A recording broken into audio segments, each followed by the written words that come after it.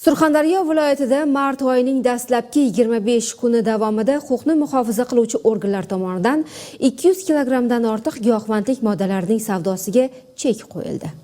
Ushbu asr vabosining noqonuniy aylanishining oldini olishga qaratilgan chora-tadbirlar kuchaytirilganligiga qaramay bu kabi jinoyatlar hamon jamiyat xavfsizligiga jiddiy tahdid solmoqda.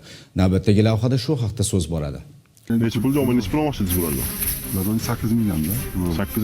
8 mingdan, bir dona 8 mingdan 64 ming AQSh dollariga sotyapti 8 ta. Joriy yilning 1-mart kundan Surxondaryo viloyatida xavfsiz va sog'lom yurt tezkor profilaktik tadbiri doirasida giyohvandlik va psixotrop moddalarning noqonuniy muomalasiga qarshi keng qamrovli ishlar amalga oshirilmoqda. Mazkur tadbirning 25 kuni davomida viloyat Ichki ishlar boshqarmasi, tezkor qidiruv xizmati hamda boshqa hamkor huquq-tartibot organlari xodimlari tomonidan salmoqli natijalar qayd etildi. Xususan 200 kilogramdan ortiq giyohvandlik bilan bog'liq holatlar aniqlanib, jami 119 kilogramm 691 gram giyohvandlik moddalari hamda 9500 dona kuchli ta'sir qiluvchi dori vositalari daliliy ashyo sifatida olib qo'yildi.